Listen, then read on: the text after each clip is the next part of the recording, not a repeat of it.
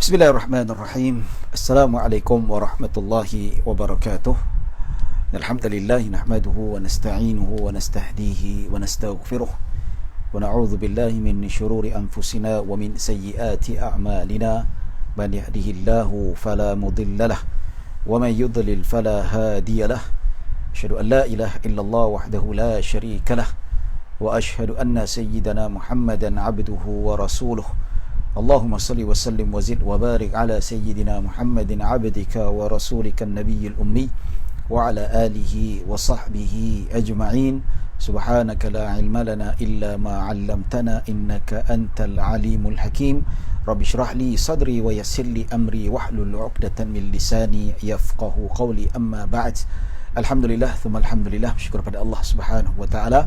Dengan izinnya pada malam ini kita dapat berkumpul dan dapat berhimpun dan dapat kita teruskan pengajian fiqh munahaqqat daripada kitab Manhaj Fiqh Asy-Syafi'i ataupun Al-Fiqhul Manhaji ala Madhhabil Imam Asy-Syafi'i rahimahullahu taala, yang mana fiqh berkaitan dengan fiqh munakahat ataupun ahwal syakhsiyah, yang mana kita menggunakan buku jilid yang keempat, Manhaj Fiqh Manhaj Asy-Syafi'i, iaitu terjemahan atau dan terbitan Jabatan Mufti Negeri Sembilan. Cara nak order boleh lihat pada status yang tertera pada FB bahagian Falak dan Sumber Maklumat Jabatan Mufti Kerajaan Negeri Sembilan. Kat situ ada nombor telefon, hubungi bagaimana saya nak dapatkan buku ini. Jadi tuan-tuan, saya minta maaf banyak kerana kelas tidak dapat diteruskan pada hari Isnin, ditangguhkan pada hari Rabu. Sepatutnya seminggu 2 kali, tapi hari ini terpaksa buat seminggu 2 kali, Rabu dan Jumaat. InsyaAllah kalau tidak ada arah melintang, insyaAllah saya tak janji mungkin akan digantikan pada hari Sabtu, tapi saya tak janji ikut kelapangan pada diri saya. Kenapa pada hari Isnin saya tak dapat buat kelas? Saya dirundum dengan berita sedih, iaitu kehilangan 2 insan yang tersayang. iaitu kematian ibu mertua saya pada hari Isnin sebelum subuh. Dan selepas selesai saya menguruskan jenazah ibu mertua saya pula menerima khabar sedih bapa saudara saya iaitu adik kepada ayah saya meninggal dunia. Maka sudah jatuh di tipe tangga, bukan malang tetapi sedih yang saya rasa.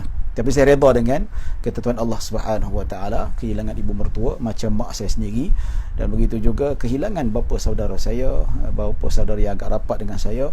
Jadi tak dapat saya nak teruskan pada hari Isnin sebab kesibukan, ya, kesibukan kita pun nak baca Al-Quran, sedekahkan kepada almarhum arwah, yang kita nak cuba juga, ya, berada di samping isteri tersayang yang sedih kehilangan ibunya. Jadi saya mohon tuan-tuan dan puan-puan dirahmati Allah Subhanahu Wa Taala dapat doakan kedua-dua roh supaya mendapat pengampunan daripada Allah Subhanahu Wa Taala, mendapat rahmat yang menyeluruh kepada Allah Subhanahu Wa Taala, dan semoga mereka mendapat rahmat di alam barzakh supaya mereka tidak dijauhkan daripada segala siksaan dan begitu juga apa-apa saja perkara yang tidak diingini. Baik tuan-tuan dan puan-puan dirahmati Allah Subhanahu Wa Taala, alhamdulillah Muhammad Akif mendoakan semoga Allah berikan kekuatan dan memberkati. Amin, insya-Allah. Semoga Allah juga memberkati kita semua. Baik tuan-tuan dan puan-puan dirahmati Allah Subhanahu Wa Taala, kita sambung pengajian fiqh manhaj fiqh mazhab Syafi'i ataupun fiqh manhaji.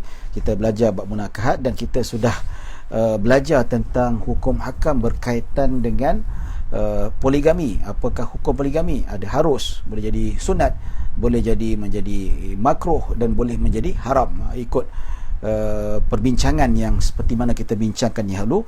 Dan sekarang kita nak bincangkan secara ringkas pensyariatan poligami, ya. Jadi sebelum kita meneruskan, saya seperti biasa, kita tidak terlalu mengambil mudah ataupun mengambil mudah tentang hukum poligami ini.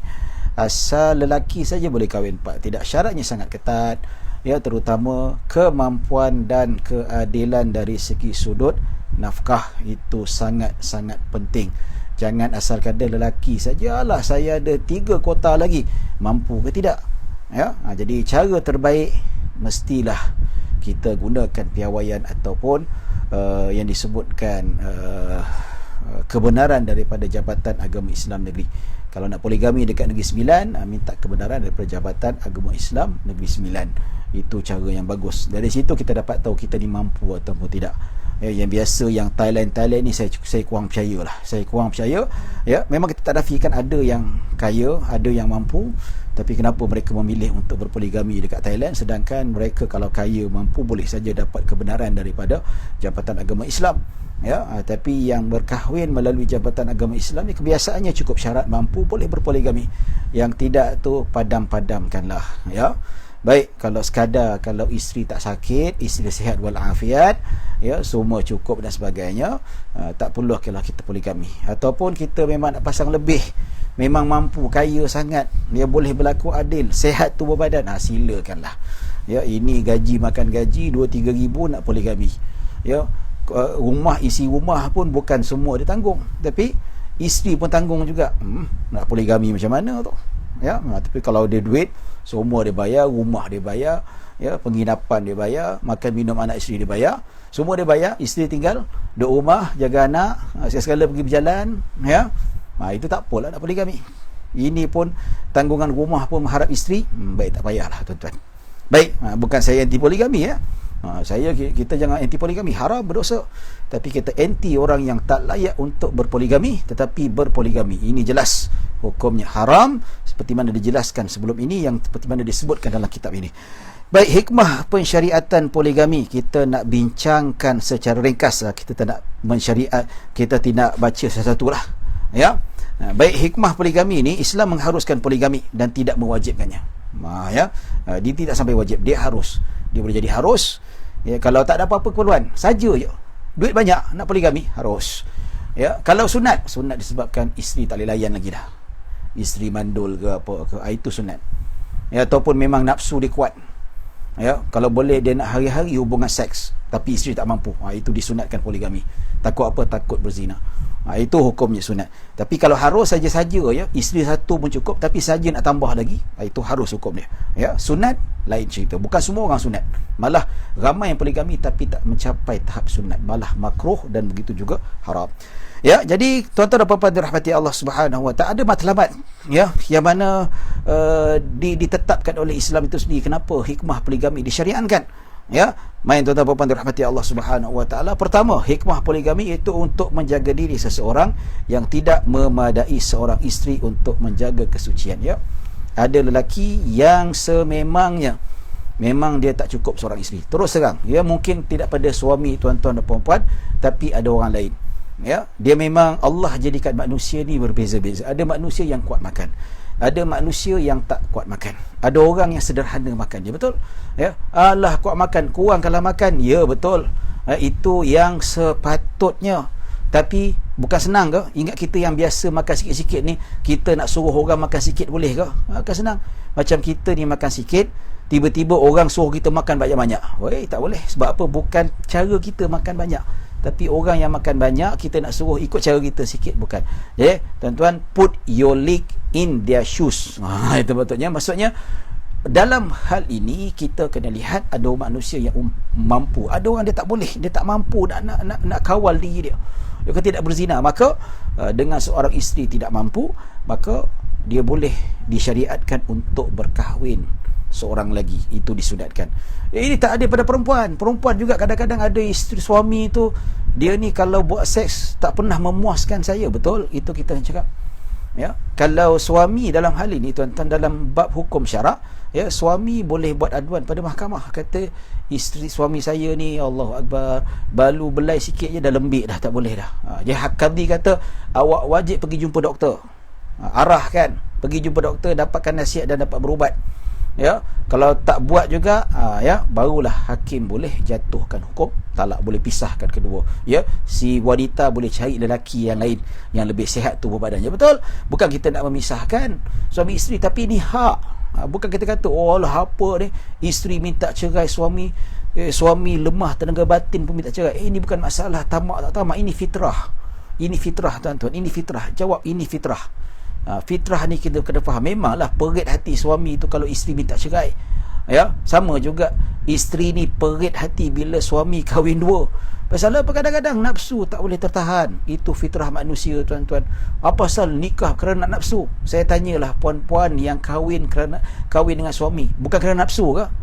Ya, sanggup ke kalau kahwin suami yang tidak ada anu? Sanggup tak?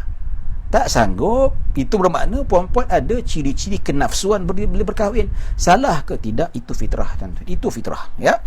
Baik.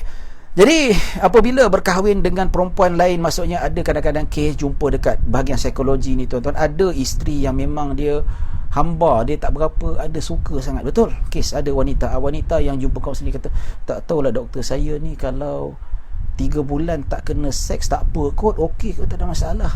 Ya. Saya dah 2-3 kali beranak ni, macam ada macam tu, betul. Nak dipaksa-paksa pun dia pun tak mesra, tak apa. Kadang-kadang, ya, daripada cerai kan, mungkin ada peruntukan. Tapi kena lihat juga dari segi yang lain, mampu dan sebagainya. Ya, apabila tuan-tuan dan puan-puan dirahmati Allah Subhanahu wa taala, ini yang pertama, iaitu untuk menjaga maslahat seseorang itu takut dia berzina. Baik, kedua, poligami juga untuk menjaga perempuan daripada kerakusan nafsu lelaki. Nampak tak? Maksud dia apa? Tanpa adanya akad, maka akan menjamin penjagaan anak-anaknya. Bayangkan, pertama, poligami ni sebenarnya dia nak menjaga maruah wanita itu sendiri. Disebabkan tak boleh poligami, tak dibenarkan poligami, ataupun poligami disusahkan sangat, maka wanita itu tidak dikahwini, tapi wanita dilacuri. Nampak tak? Ya, mana? Walaupun saya faham.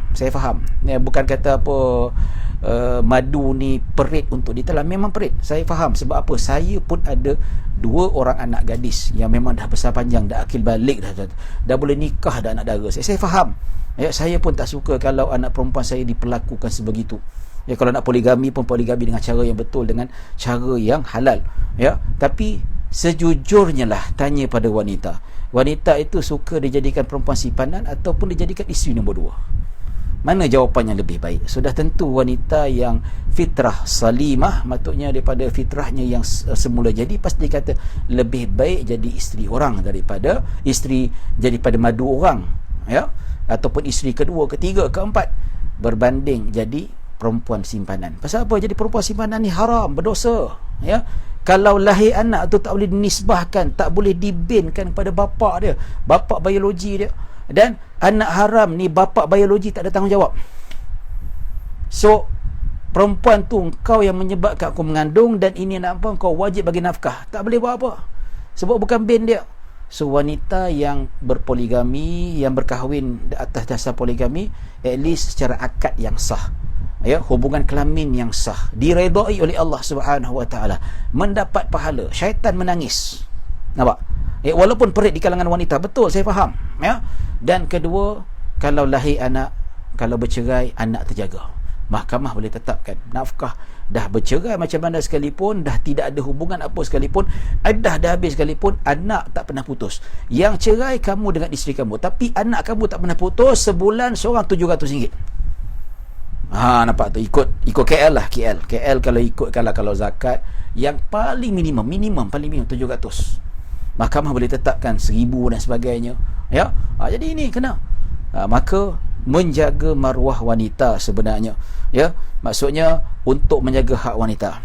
Baik, tuan-tuan dan puan-puan dirahmati Allah Subhanahu Wa Taala, itu antara hikmah poligami. Manakala alasan berpoligami, iaitu terdapat beberapa sebab yang menjadikan poligami sebagai satu perkara yang menonjol hikmah tersendiri. Maksudnya ada hikmah tersendiri. Bila berlaku tu, kita lihat dalam kepincangan masyarakat kita ni, kita nampak pentingnya poligami. Tapi ada juga yang mengatakan poligami ni merosakkan masyarakat. Betul, tapi bukan poligami. Orang yang mengamalkan poligami itulah yang merosakkan masyarakat. Betul? Yang tak mampu pergi nikah kat Thailand. Pasal apa? Habis bini pertama terbiar. Anak daripada bini pertama terbiar. Pasal apa? Gaji habis kat bini kedua. Yes. Orang macam ni kena laknat, tuan-tuan. Bukan salah Islam. Sama juga kes yang berlaku keganasan dalam dunia Islam. Bagaimana serangan oleh pengganas-pengganas ISIS. Salah Islam? Bukan salah Islam. Ini salah pembawakan orang yang salah faham memahami konsep Islam itu sendiri. Nampak? Ya, bukan salah poligami, tapi salah lelaki yang boleh kita panggil men. Some men are trash. Ya. Sebab tu bukan semua lelaki sampah, tidak. Nampak tak? Semua lelaki sampah, ya, tapi ramai juga lelaki ni baik dan sebagainya. Nampak tak? Tapi lelaki-lelaki sampah ni lah yang merosakkan poligami. Baik, pertama, lelaki mempunyai antara alasan berpoligami ataupun hikmahnya, alasan yang mempunyai nafsu yang kuat terhadap perempuan, sedangkan isteri tidak mempunyai keinginan pada lelaki, sama ada secara fitrah ataupun sakit. Ya betul, tuan-tuan pergi jumpa dekat bahagian kaunseling dekat hospital. Pergi jumpa dekat bahagian kaunseling dekat mana? Dekat hospital, dekat Jabatan Agama. Memang ada isteri kata, "Ustaz, saya ni kalau layan suami tu layan sekadar ikut kehendak dia je. Saya pun tak ada nafsu." Betul? Suami pun duk bising, "Kenapa tak layan saya?" Minta maaf cakap, istilah ni bukan istilah nak memalukan. Cuma istilah kita nak educate. Dia kata, "Ustaz, ada dalam saya ni ustaz, saya ni kawan ramai yang kerja dekat Jabatan Agama Islam bahagian kaunseling." Dia kata, "Ya, perasaan saya lainlah, saya ni dengan isteri saya ni tak ada, dia tak ada rasa bila buat hubungan seks tu, dia punya tak ada rasa kemot." Minta maaf cakap, bukan nak cerita lucah, tapi nak faham, ya, macam masuk dalam lubang kosong macam tu saja. Isteri pun tak ada bagi tindakan yang betul-betul ada. Yang tak kahwin dia tak faham, ya, tak faham. Masalah besar ni, tuan-tuan. Boleh menyebabkan pasal apa? Isu seks ini Islam sangat pandang besar. Sebab isu yang berkaitan dengan seks ini, ia merupakan satu aib dalam perkahwinan.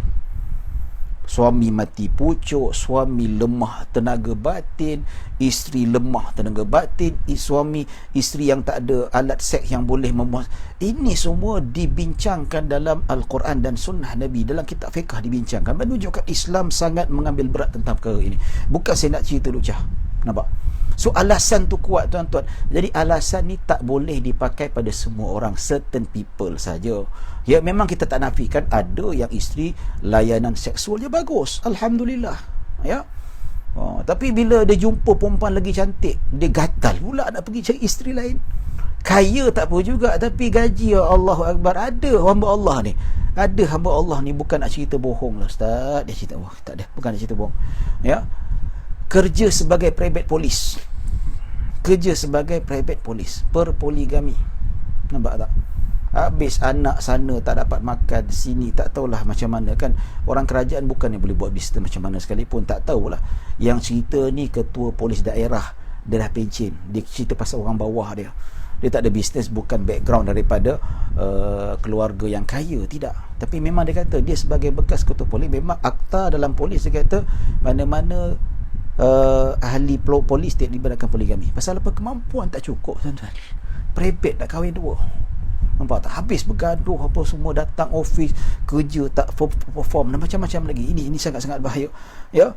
Itu terpapan dirahmati Allah Subhanahu wa taala. Jadi itulah ya, mengikut kedudukan nafsu lelaki itu. Jadi kalau tidak ada poligami, tidak boleh, takut lelaki itu pendam saja, pendam pak.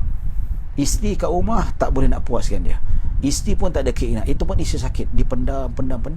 Lah sebab apa? Berzina. Tak tahu ya. Ada tahu sekarang TV tengok Instagram macam-macam perempuan seksi boleh berzina. Jangan ya. Baik, kedua, tercetusnya api peperangan yang pada hari ini merupakan lumrah kehidupan, menyebabkan ramai lelaki terkorban dan cacat. Ya, pada zaman Nabi SAW peperangan berlaku dan lelaki berkurangan. Pada zaman Nabi, ramai ketika balik perang ada di kalangan sahabat yang meninggal dunia. Maka sahabat lain ya, setelah habis iddah 4 bulan 10 hari, maka sahabat lain mengahwini janda sahabat yang meninggal dunia. Dia tolong maksud ini tuan-tuan, dari segi sudut ini untuk membantu kaum wanita, membela nasib mereka tuan-tuan, supaya tidak terabai. Ada poligami ni ya, dari segi sudut ya, bagusnya, hikmahnya bagusnya. Kalau perempuan tu janda, boleh dikahwini oleh lelaki yang mampu untuk menanggung dia, untuk menanggung anak-anaknya ya. Ini hikmahnya juga. Maka di situ tuan-tuan dan puan dirahmati Allah Subhanahu wa taala. Jadi itulah kalau kita lihat kemuliaan yang ada pada poligami. Tapi sebab itulah bila kita tengok ramai lelaki yang mati ketika peperangan, maka lelaki lain boleh mengambil dia sebagai isteri selepas habis iddah. Ini menunjukkan bahawa poligami menekankan tentang kemampuan.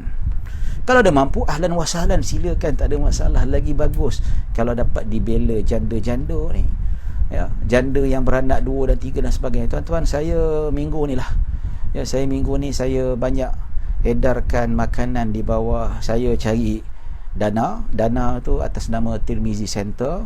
Kita buka tabung untuk infak, kita berikan kepada orang memerlukan. So duit tu tabung Tirmizi Center. Dan kemudian kami bekerjasama dengan Al-Azhar Care, satu NGO. Sebab kami bukan NGO kebajikan, kami NGO Majlis Ilmu, tapi kami buka tabung kebajikan.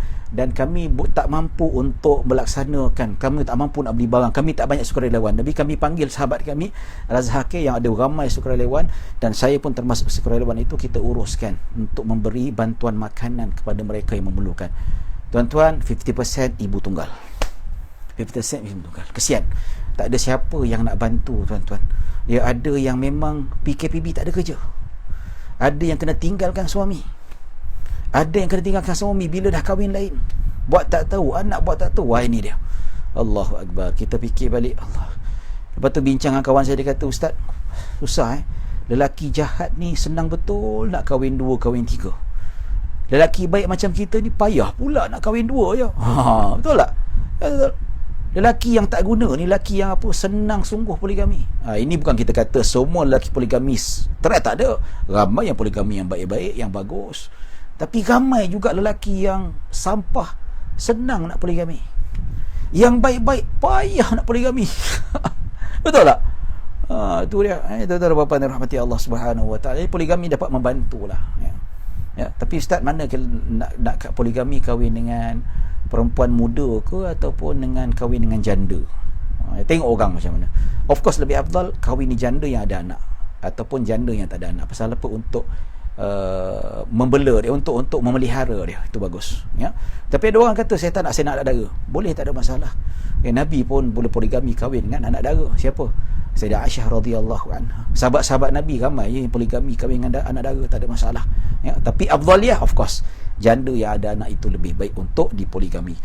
Ya, tuan-tuan dan puan-puan dirahmati Allah Subhanahu wa taala. Baik, tuan-tuan dan puan-puan dirahmati Allah Subhanahu wa taala, antara alasan poligami, ya, hikmah poligami, iaitu suami isteri saling menyintai dan menyayangi, ingin mempunyai anak tetapi isterinya mandul dan tidak mampu melahirkan anak. Ada isteri yang sakit tak mampu melahirkan anak, maka poligami ini antara jalan untuk memberikan kurniaan anak. Zaman dulu tu tak ada cara yang boleh kita nak cek secara canggih seperti ini, tapi zaman sekarang ada cara canggih, ya. Tapi bab kesuburan, sama ada seseorang itu mandul atau tidak, dua-dua kena cek, bukan wanita saja. Saintifik membuktikan bahawa kemandulan bukan berpunca dari wanita sahaja, malah dia boleh datang daripada lelaki. Statistik mengatakan 30 ke 40% masalah kemandulan di negara kita ini berpunca daripada lelaki. Tapi kemandulan ni bukan tak boleh diubat, boleh diubat, tak ada masalah. Cuma usaha sajalah berubat, insya-Allah jumpa ubat. Doa dan bertawakal itu cara yang terbaik untuk kita mendapatkan kurniaan daripada Allah Subhanahu wa taala. Ya, kalau dah berubat tak boleh juga, maka suami boleh kahwin satu lagi. Insya-Allah wanita yang subur yang boleh melahirkan anak. Habis Ustaz, kalau suami yang mandul, boleh minta fasakh dekat mahkamah. Ya, boleh misal pasal. Itu hak wanita, dia kata. Saya kalau kahwin dengan lelaki lain, saya boleh ada anak. Saya nak anak, itu fitrah juga. Nak ada anak itu fitrah. Jadi hak wanita untuk menuntut perkara itu. Maka jangan salahkan wanita kalau dia minta cerai dengan suami dia. Pasal apa? Sebab suami dia memang disahkan oleh doktor mandul. Sama juga dengan isteri, kalau memang doktor dah sahkan dia mandul, daripada dia minta cerai, dia ceraikan, lebih baik dia kahwin dua. Itu pun kalau dia mampu. Kalau tak mampu, janganlah. Mungkin boleh berpisah cara baik. Sebab juga wanita yang berkahwin dengan lelaki mandul boleh berpisah cara baik, ya. Dan zaman ada macam-macam cara, ada macam-macam. Mungkin boleh secara tabung uji ke apa istilah SGB, apa benda tahu, wallahu alam, ya, saya tak ingat, ya. Itu terdapat dirahmati Allah Subhanahu wa taala. Jadi itulah antara yang mana kalau kita lihat, ya, antara kelebihannya, masyarakat yang mengharamkan poligami mendapati keadaan lebih bahaya daripada kemudaratan yang mereka sangka akan berlaku apabila berpoligami. Berlaku pelbagai kerosakan di kalangan mereka, pengkhianatan yang berleluasa dalam hubungan perkahwinan. Nampak tak? Ya. Kes siapa ni? Pendakwah muallaf, yang mana brother Abdullah, siapa nama dia, dekat Pending tu, dia bekas padri, daripada Aisyah Isa, IV, ya, boleh juga. Daripada proses IV kan, kalau memang macam kata isteri tu tak mampu untuk melahirkan anak, tak boleh mengandung, mungkin rahim dia tak kuat, boleh bekas cara IV, ya tak? Zaman sekarang ni kalau lelaki tu mandul, dia boleh bedah dan dia boleh betulkan saluran saluran sperma tu ke, ataupun ada doktor kata dia boleh tanam sperma untuk suburkan sperma dengan pembedahan, boleh. Itu yang banyak duit lah, banyak duit, ya. Ada orang kata saya tak nak poligami, saya sayang isteri saya. Okey, bagus, buat cara IV. Kalau ada duit, insya-Allah itu cara yang bagus untuk kita laksanakan lah, ya. Tapi kalau ada orang kata nak poligami juga, boleh, tapi dengan syarat-syarat tertentu lah, bukan sebarangan syarat. Ya, begitu juga berlakunya kes poligami ini. Tanpa poligami, maka kita lihat, ya, kita lihat ada siapa nama pendakwah daripada Pening tu. Dia pendakwah, dia India, berbangsa India tapi orang Malaysia lah. Dia padri masuk Islam, ya.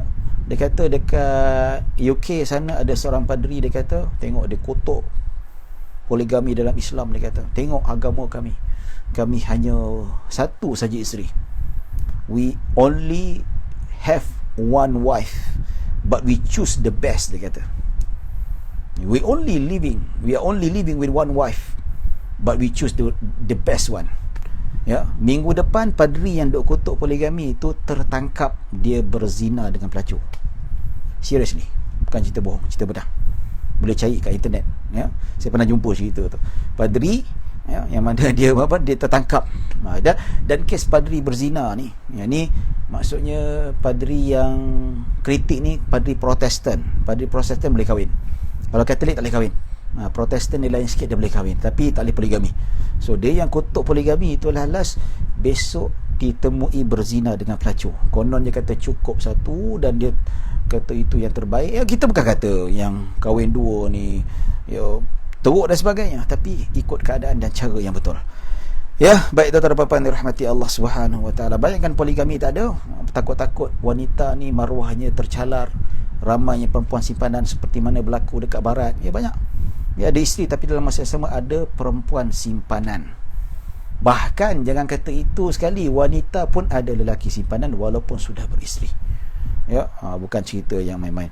Baik, kita masuk perhatian dalam hal ini. Kita tengok sebelum masuk bab mukadimah perkahwinan, penyalahgunaan hak-hak poligami oleh sebahagian manusia jahil tidak menenggelamkan hikmah poligami dalam Islam, seperti mana kita cakap. Ya, orang yang salah buat poligami ni sama sekali tidak mencalarkan konsep dan hikmah poligami. Yang salah tu orang jahat. Sama juga Islam adanya penganut agama Islam yang menyalahgunakan Islam sehingga menjadi teroris, maka bukan salah Islam, bukan mencalarkan Islam yang adil, Islam yang penuh hidayah, tetapi orang itu sendiri yang membawa keganasan, cara yang tak betul, cara yang salah, sehingga orang pandang sinis dan buruk pada Islam. Begitu juga ada yang menyalahgunakan poligami, tapi bukan disebabkan poligami tidak adil secara zatnya, secara zat sangat adil, ya, tetapi orang itu yang menyalahgunakan. Dia tak layak untuk menggunakan, tak layak untuk menjadi orang yang dikatakan sebagai Muslim yang berpoligami yang baik. Jelas ya. Jadi Islam mengharuskan poligami bukan untuk dijadikan senjata yang melukakan, yang membunuh dan pergaulan yang buruk terhadap isteri. Tidak, poligami bukan untuk menyeksa. Kalau ada poligami itu menyebabkan wanita terseksa, maka itu bukan salah poligami Islam, tetapi salah individu itu sendiri tak pandai bawa poligami yang betul, ya. Poligami disyariatkan sebagai menyahut keperluan manusia. Seperti tadilah, isteri mandul, sakit, ya, nafsu terlalu kuat, ya, untuk memelihara suami perempuan yang janda dan sebagainya, ya. Ya, memelihara masyarakat, itu menjaga kalau ada anak-anak yatim. Dengan poligami boleh menyelamatkan anak yatim dan individu serta menghapuskan perkara keji seperti zina, seperti pelacuran dan seumpamanya, ya. Daripada Syed Muhyiddin bin Syed Zain, daripada pak saudara saya. Waalaikumsalam warahmatullahi wabarakatuh. Dengan alasan-alasan yang dinyatakan dan syarat-syarat yang digariskan, Islam telah mengharuskan poligami dan tidak pula mewajibkan. Harus, ya, selagi mana tidak ada perkara yang mendesak, maka hukumnya tidak wajib, ya. Bagi tuan-tuan dan puan-puan, Islam ni bagaikan satu farmasi ubat, ya. Maksudnya disebutkan dalam kitab fiqh haji ni, Islam ni sebagai farmasi, ya, dan Islam juga sebagai doktor, merawat orang yang sakit. Kalau orang yang hatinya tak tenang, maka Islam datang menenangkan hati itu sendiri. Orang yang rosak akidahnya, Islam membetulkan akidah. Begitu juga dalam berkaitan fitrah manusia, ya. Islam mendatangkan poligami untuk membetulkan fitrah manusia dan membetulkan masyarakat. Itu hakikatnya kalau dihayati dengan sebenar-benarnya, ya. Tuan-tuan dan puan-puan dirahmati Allah Subhanahu wa taala. Jadi jelas kita nampak mauqif berkaitan dengan poligami ini. InsyaAllah kita akan bincang lagi lah, kalau ada masa kita bincang lagi dari segi sudut poligami. Ada poligami ni lebih kepada hikmah berkaitan dengan perkahwinan tu, ada syarat-syarat tertentu lah, samalah seperti biasa. InsyaAllah kita akan bincangkan tidak lama lagi. Begitu juga perceraian dan sebagainya. Begitu juga berkaitan dengan nafkah dan seumpamanya. Baik, kita masuk bab yang baru, iaitu bab perkahwinan. Tadi cerita tentang hikmah perkahwinan, kenapa kita berkahwinan. Sebelum ini kita cerita tentang mahram, wanita yang haram dinikahi, sama ada haram selama-lamanya ataupun yang disebabkan haram sementara. Haram selama-lamanya ada beberapa sebab, disebabkan keturunan, disebabkan perkahwinan, disebabkan susuan. Manakala begitu juga dari segi sudut sementara tu ada beberapa bahagian yang tidak dibenarkan, ya. Baik tuan-tuan dan puan-puan dirahmati Allah Subhanahu wa taala. Baik, kita masuk mukadimah perkahwinan, ya, pendahuluannya. Sesungguhnya kebahagiaan rumah tangga, anak yang cerdik dan kelangsungan hidup suami isteri bergantung pada pemilihan pasangan masing-masing. Nampak tak? Ya, perkahwinan ni satu kehidupan untuk membina keluarga yang bahagia, ya. Kelangsungan hidup, iaitu kebahagiaan kehidupan serasi, ya tak? Kalau pilih yang tak serasi, ya, dua-dua panah bagan, tak boleh faham antara satu sama lain, bergaduh lah, ya. Ya, bergantung maksudnya untuk melahirkan anak yang cerdik. Pun juga kalau kita nak anak yang cerdik, yang pandai, pemilihan daripada pasangan kita juga. Betul tak?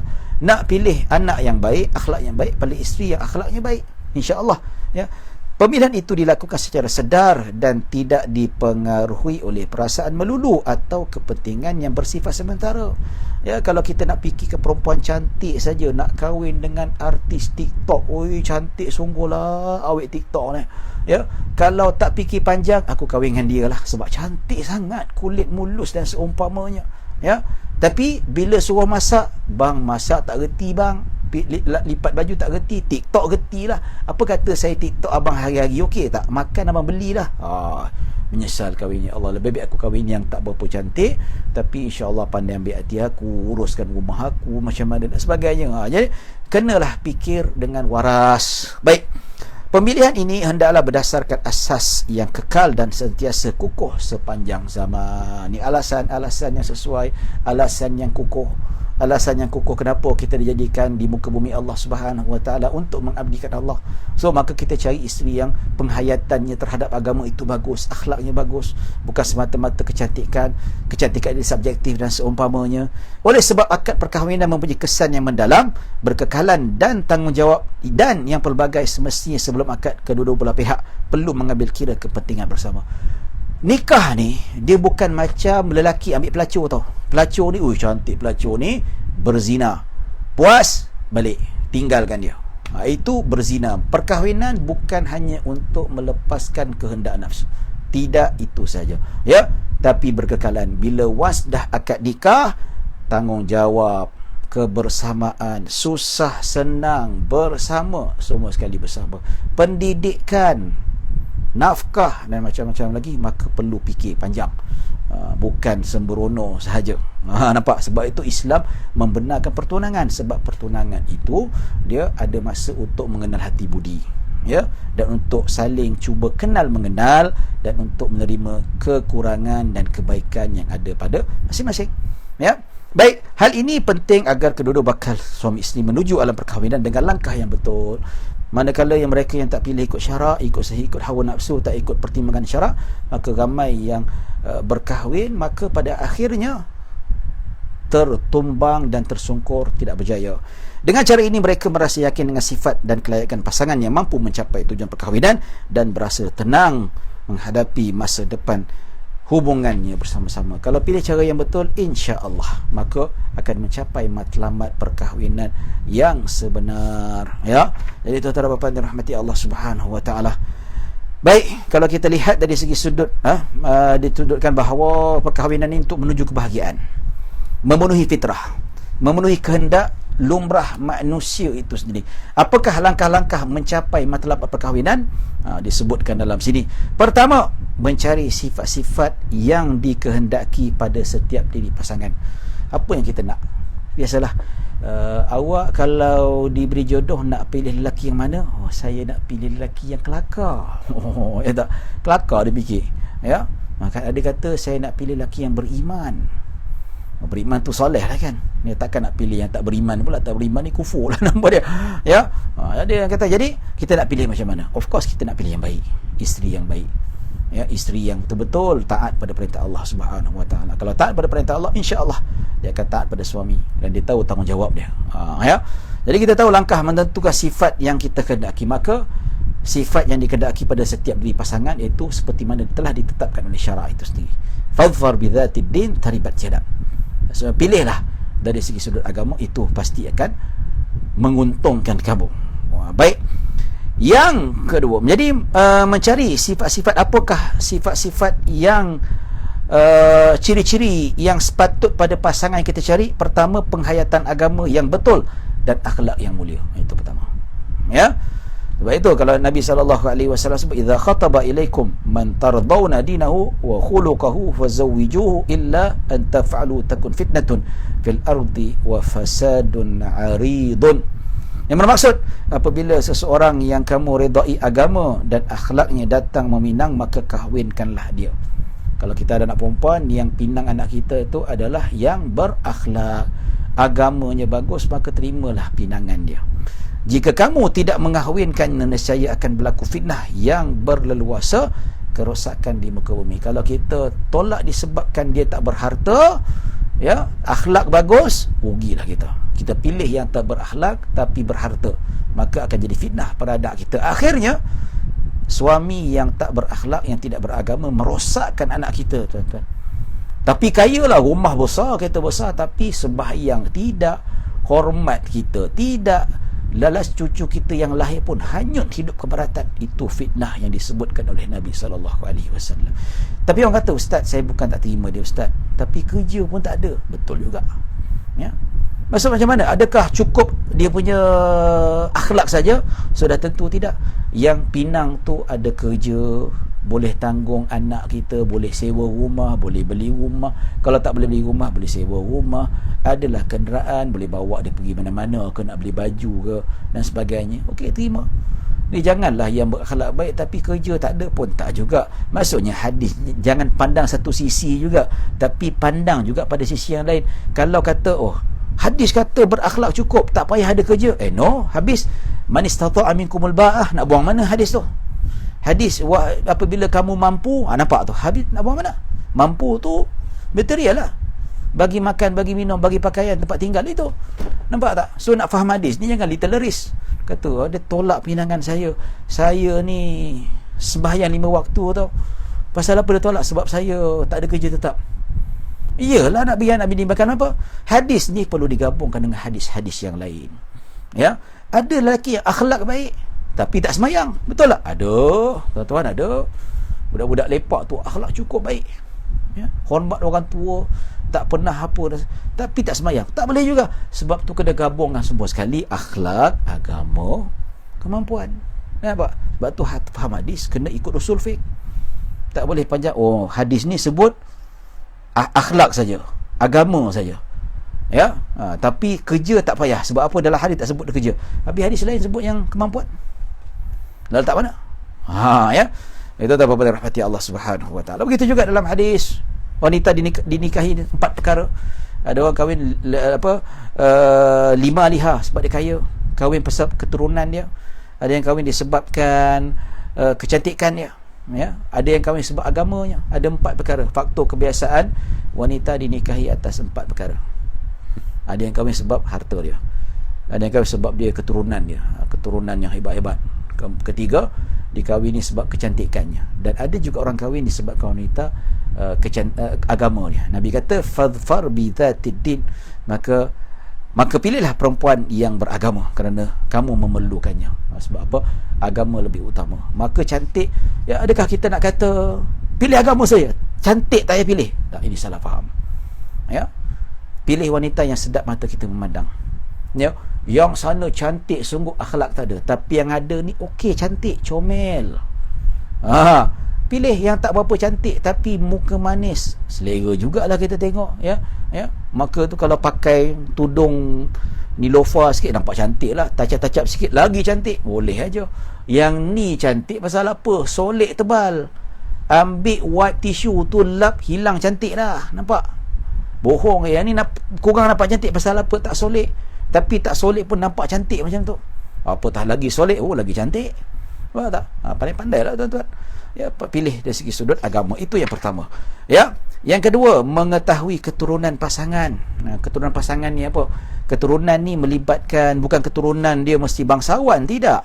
Tapi keturunan maksudnya keturunan dia dibesarkan macam mana?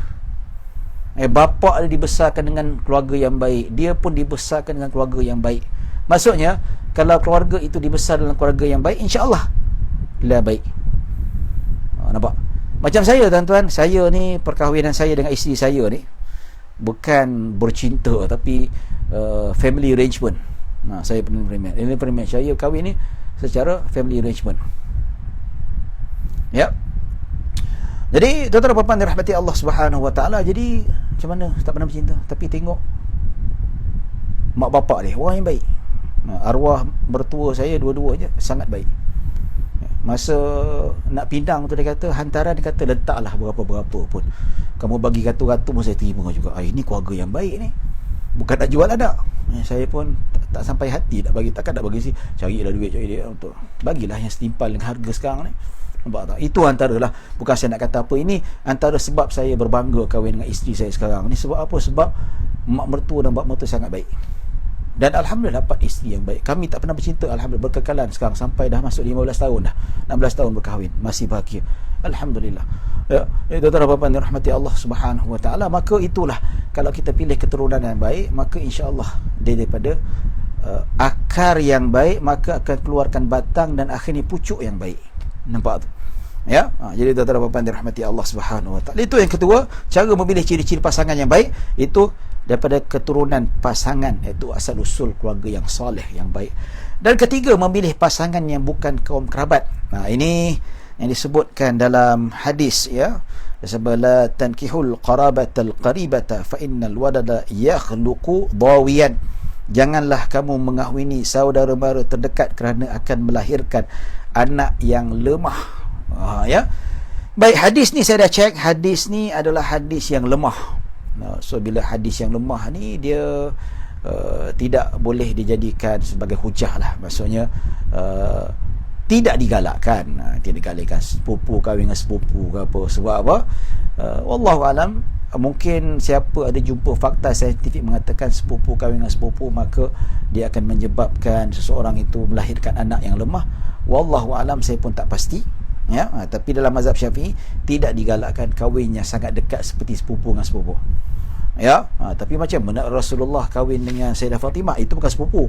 Ya, itu Nabi dengan Sayyidina Ali sepupu. Maka Sayyidina Ali dengan Sayyidah Fatimah jauh. Dia bukanlah sepupu-sepupu. Ya, jadi tidak digalakkan. Ya. Baik, tuan-tuan dan puan dirahmati Allah Subhanahu wa taala. Baik. Hadis ni kalau kita lihat, sebenarnya disebutkan dalam kitab Fiqh Manhaji juga, Ibnu Salah menyatakan bahawa di sini tidak mempunyai sumber muktamad. Seperti mana dinyatakan oleh Ibnu Athir dalam kitab Nihayah fi Gharib al-Hadith wal Athar. Tidak ada sumber, hadis ni tak sahih. Hadis ni sangat lemah, maka tidak boleh dijadikan hujah. Tapi sebenarnya tuan-tuan, kalau kita lihat, saya tengok ramai yang kahwin dengan sepupu, ramai. Alhamdulillah, tak ada masalah, okey. Ya. Untuk ada orang ni saya tengok mak bapak dia sepupu tapi anak dia bijak, masuk universiti. Betul? Anak semua bijak-bijak. Jadi asas yang kata tidak digalakkan berkahwin dengan kaum kerabat ni yang terdekat, wallahu alam, saya kurang bersetuju secara peribadi. Walaupun ada dalam kitab fiqh mazhab Syafi'i dan hadis ini sering dihujahkan di dalam kitab-kitab fiqh mazhab Syafi'i, tapi hadis ni disebutkan oleh Al-Imam Ibnu Salah dan Imam Ibnul Athir bahawa hadis ni tidak ada sumber yang muktamad. Hadis ni tak sahih. Hadis ni dhaif jiddan ataupun dhaif, mungkin sampai ke martabat maudhu', ya. Tapi disebut dalam kitab hadis, ya betul, tetapi fuqaha bukan muhaddisin. Ya, kalau kita nak pegang, nak tahu ahli fiqh itu, maksudnya kita berpandukan kepada hukum hakam. Halal, haram, boleh ke tidak, harus ke, sah ke tidak, itu kita kembali kepada fuqaha. Kalau nak tahu hadis tu sahih atau tidak, bukan kepada fuqaha tapi kepada muhaddisin. Nak tanya hukum hakam, bukan tanya pada ahli hadis. Ahli hadis tanya tentang hukum hadis. Fuqaha kita tanya hukum hakam. Tapi kalau nak tanya tentang hukum hadis, sahih ke tidak, ilmu jarh wa ta'dil, kena rujuk kepada ahli hadis, bukan kepada fuqaha. So kalau kita jumpa ada hadis-hadis yang tak sahih, hadis yang palsu pun ada, tidak diherankan, memang ada. Itu kekurangan manusia. Sedikit pun tidak mencalarkan kredibiliti fuqaha. Pasal apa? Pembaktian mereka jauh lebih besar dari segi hukum hakam. Kesilapan hadis itu biasa, tuan-tuan. Ya, ada juga orang ahli hadis yang salah bagi fatwa. Sebab apa? Dia kurang mahir dalam keluaran fatwa, dia tak faham sangat tentang istinbat hukum, tapi hadis dia tahu. Ya, itu tuan-tuan dirahmati Allah Subhanahu wa taala. Jadi dalam hal ini kalau kita lihat, saya tak berapa setuju tentang fakta kaum kerabat terdekat tidak dibenarkan, tak digalakkan. Bagi saya tak ada masalah, selagi mana ia dihalalkan, halal. Sepupu dengan sepupu tak ada masalah, sepupu ke dua pupu ke, tidak menjadi masalah. Ya, bagi itu hal ini perlu kita lihatlah secara realiti yang berlaku. Ya, bagi saya yang kahwin sepupu sepapat ni anak yang lemah ke apa, mungkin kebetulan, wallahu alam, pemakanan sekeliling, wallahu alam, saya pun tak pasti. Ya, baik. Jadi tuan-tuan dan puan dirahmati Allah Subhanahu wa taala. Jadi tuan-tuan, yang keempat cara memilih pasangan iaitu memilih pasangan yang kufu. Memilih pasangan yang kufu ini dia satu perbincangan yang panjang. InsyaAllah kita akan sambung pada hari apa? Hari Jumaat nanti. Sebab apa? Perbincangan apa isu kufu. Ini ada salah faham masyarakat tentang kufu itu sendiri. Tak boleh kahwin dengan bangsawan. Islam ni adalah agama yang tidak, antara dua tidak. Tapi ada hikmah kenapa disebabkan. Ada nas, ada dalil daripada hadis Nabi SAW, perkahwinan sekufu. Ya, Quraisy kena kahwin dengan Quraisy, ya, Bani Hashim dengan Bani Hashim dan sebagainya. Kufu ni bukan adanya konsep antara dua darjat, tidak, tapi untuk menjaga keharmonian rumah tangga. InsyaAllah kita akan bincangkan perkara ini pada hari Jumaat, InsyaAllah. Sebab apa, kalau saya masuk tentang bab ini, kita akan terlajak sampai mungkin pukul 10, ya, mungkin disebabkan jawapan pun kita tak dapat nak teruskan, ya, wallahu alam.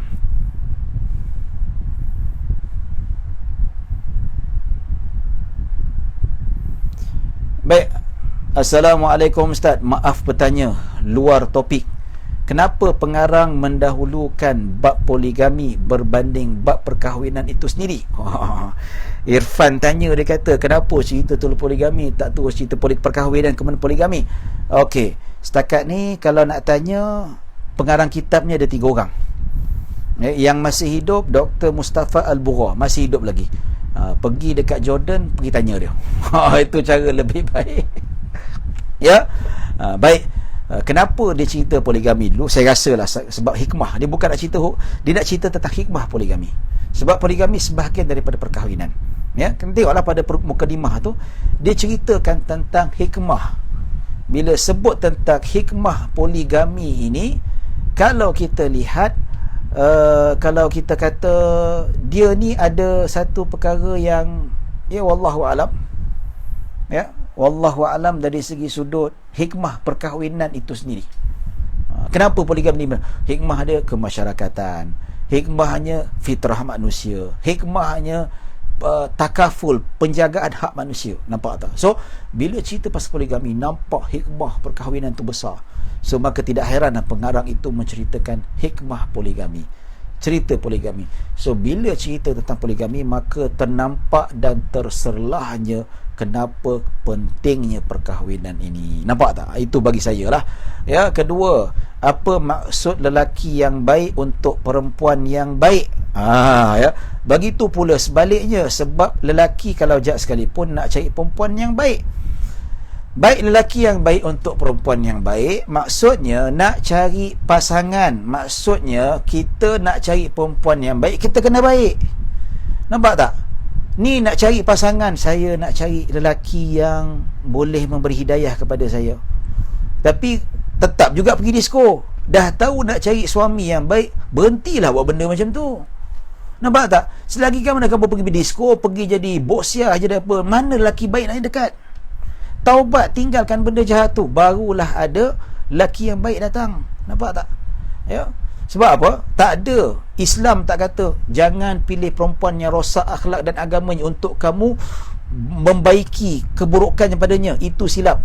Islam bukan suruh macam tu. Yes, Islam suruh berdakwah, tapi bukan suruh pilih isteri yang jahat. Nak pilih isteri, tunggu dia bertaubat betul-betul, tinggalkan perkara yang jahat itu. Dah jadi soleh, dah jadi orang yang taat pada perintah Allah, barulah boleh kita ambil sebagai isteri.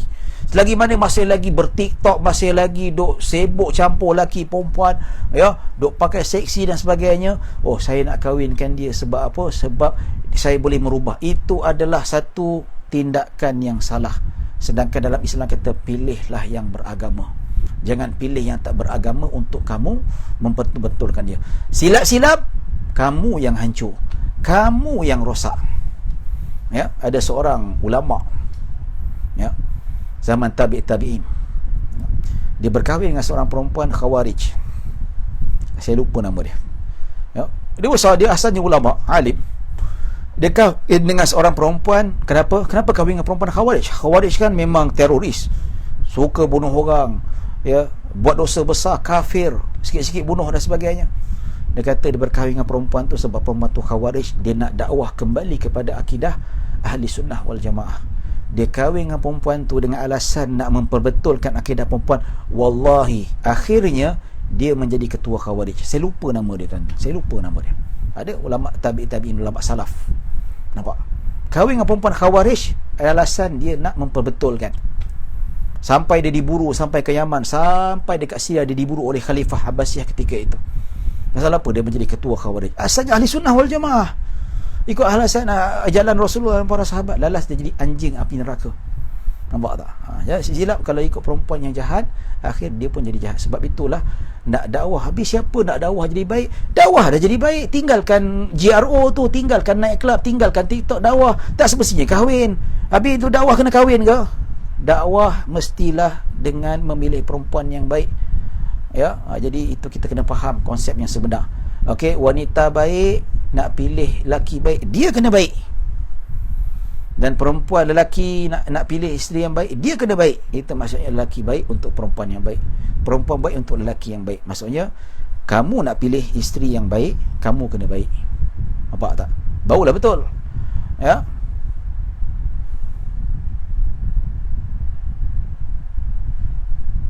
Okey.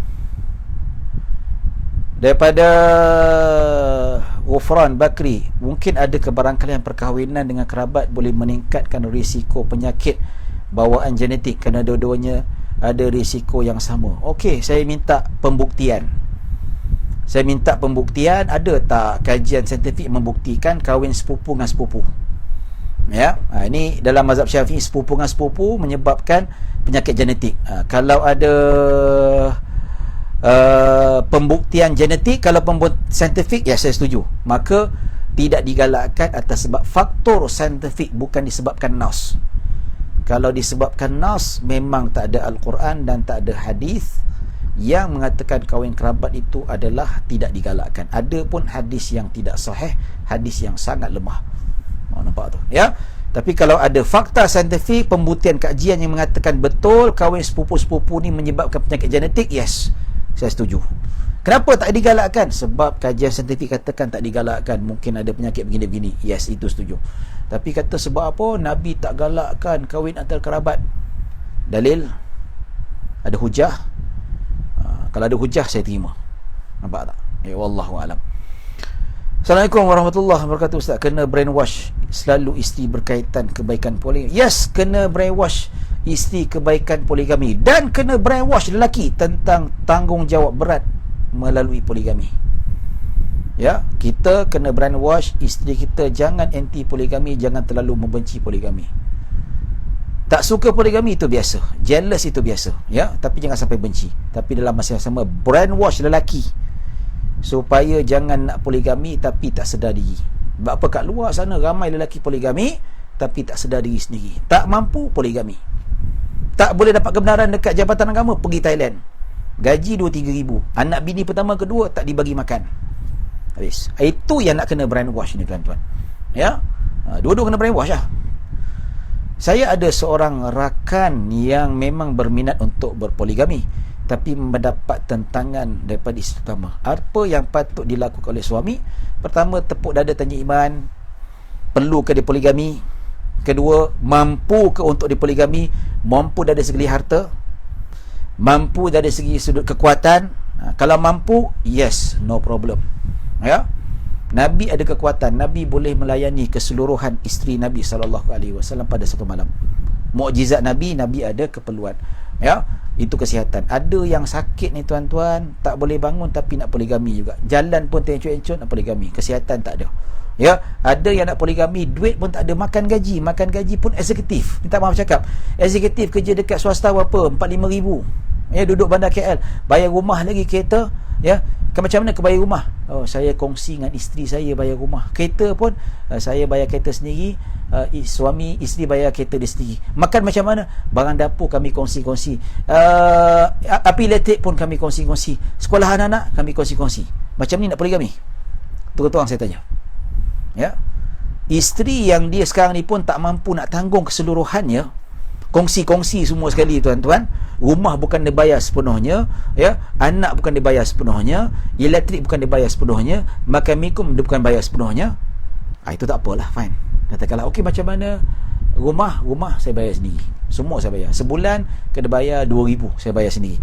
Kereta sebulan 800, saya bayar sendiri. Kereta isteri, dia bayar sendirilah, tak apa, kan. Sekolah anak, makan anak, saya tanggung sendiri. Api air, saya tanggung sendiri. Ada lebih tak? lebih, insya-Allah cukup kahwin seorang lagi. Yes, ini poligami, layak. Ini layak. Walaupun tak ada perkara yang terdesak sekalipun. Ini boleh. Ini semua. Bayangkan kalau tak diisi saya, saya tak mampu nak bayar seorang-seorang rumah. Isteri tak ada, saya tak mampu nak bayar api seorang-seorang rumah. Isteri tak ada, tak mampu saya nak bayar untuk sekolah makan anak saya 3 orang. Maksudnya masih bergantung pada isteri. Kongsi, yes cukup, tapi kongsi isteri. Macam ni ke nak poligami? Saya nak tanya. Macam ni ke nak poligami? Tak payah cakap lah tuan-tuan. Cakap. Jadi tuan-tuan puan dirahmati Allah Subhanahu Wa Taala.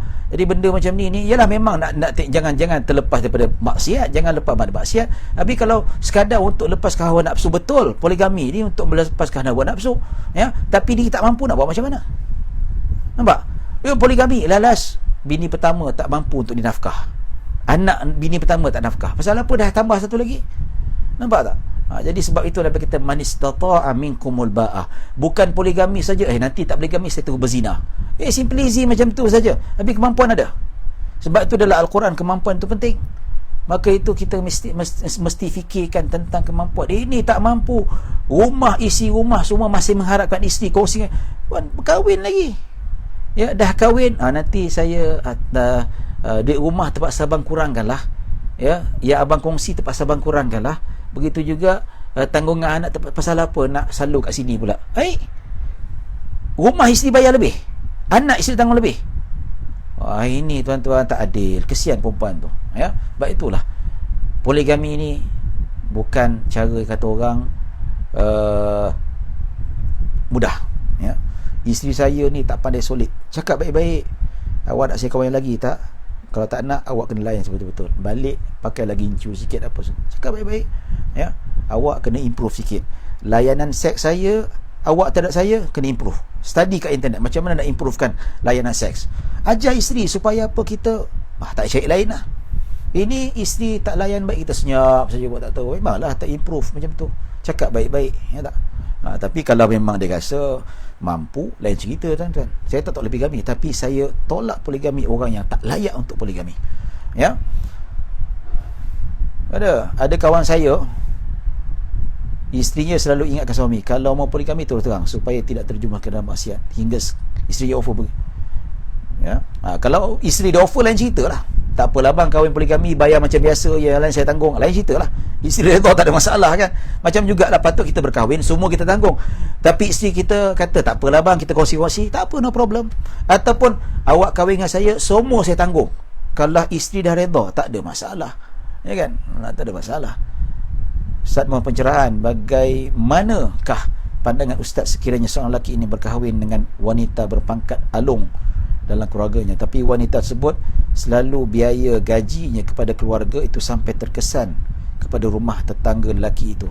Sekarang ini mereka sudah ada anak, lelaki cukup-cukup makan aja. Mohon pandangan Ustaz. Baik, ya, isteri ni dia ada gaji, tapi gaji dia habis kat family dia. Dia tak tolong suami dia. Nampak? Ya, baik, asasnya isteri punya duit adalah hak isteri sepenuhnya. Macam Nabi, seperti isteri Nabi SAW. Siapa nama isteri Nabi tu? Juwairiyah, tak silap saya Juwairiyah. Siapa? Yang Sayyidah Zainab. Zainab bukan Zainab binti Jahsh, seorang isteri Nabi Zainab. Dia ni berniaga. Dia ada pendapatan sendiri. Nabi tak ambil sesuka hati, kata dia. Nabi minta Zainab, boleh tak kamu bantu Sofiah bagi dia sikit pendapatan? Nabi minta izin. Maksudnya harta isteri hasil dia bekerja adalah milik sepenuhnya. So duit tu dia nak buat apa? Lantak dia. Dia tak nak bagi sikit kat suami, dia habiskan semua dekat keluarga dia, itu hak dia. Tapi lelaki ada hak, maksudnya untuk memberi izin isteri bekerja atau tidak. Nampak? Biasanya suami bagi isteri bekerja pasal apa? Untuk bantu keluarga, betul tak? Okey, bantu keluarga, bantu ekonomi, rumah bayar sama-sama. Okey, awak boleh kerja, tak ada masalah, ya, saya izinkan, tapi tolong saya ekonomi rumah. Okey, bantu. Tapi kalau isteri memang dah kaya, suami memang dah kaya, tak apalah, awak kerja tutup poket awak je lah, yang lain semua saya bayar. So isteri bekerja dapat 3-4 ribu, habis ke anak dia, habiskan dekat adik-adik dia, tak ada masalah, ya. Dan pada asalnya suami tu gaji tak besar dan isteri tu bekerja, Kalau ikutkan, dia bekerja atas keizinan suaminya. Ikut akhlak, bantulah suami sikit. Jangan habis kat sana saja, sikit kat suami. Pasal apa dia dapat kerja ni pun, dapat gaji atas izin suami. Ya. Dan ada betul, ada suami yang tak puas hati, digeram. Oh, aku dah bagi aku kerja, kau tak nak bantu rumah, kau nak aku seorang. Dia kata, boleh, awak besok berhenti kerja, letak jawatan. Oh, tak boleh, wah, tak apa, itu hak saya. Bila once suami suruh berhenti kerja, wajib taat. Ya. Sama juga wanita kata, gaji saya hak saya boleh buat apa-apa. Suami berkata, okey, kalau itu hak kamu. Suami kata, saya boleh suruh awak berhenti kerja, itu hak saya. Nampak? Kalau suami balas dendam, saya tak boleh kata apa lah, tuan-tuan. Kalau suami balas dendam, saya angkat tangan, itu hak suami. Ya. So win-win situation. Isteri bekerja atas izin suami, dan suami atas hak dia membenarkan isteri kerja, maka isteri bertimbang rasa membantu suami, seperti mana suami bertimbang rasa memberi izin kerja kepada isteri. Tuan-tuan dan puan-puan dirahmati Allah Subhanahu Wa Taala. Jadi jelaslah, ya. Tapi kalau suami kaya duit, isteri bekerja, tak payahlah, duit tu nak buat apa buatlah, tak ada masalah, no problem, ya. Baik, tuan-tuan dan puan-puan dirahmati Allah Subhanahu Wa Taala, setakat itu saja yang dapat saya sampaikan. Mudah-mudahan kita dapat manfaat. Insya-Allah kita berjumpa pada hari Jumaat. InsyaAllah kita sambung bab kufuk dalam perkahwinan, insyaAllah. Setakat itu saja, mohon maaf, yang baik hanya daripada Allah Subhanahu Wa Taala. Kekurangan kesilapan datang daripada diri saya sendiri. Aku qawli hadza wa astaghfirullahalazim li wa lakum. Wassalamualaikum warahmatullahi wabarakatuh. Terima kasih.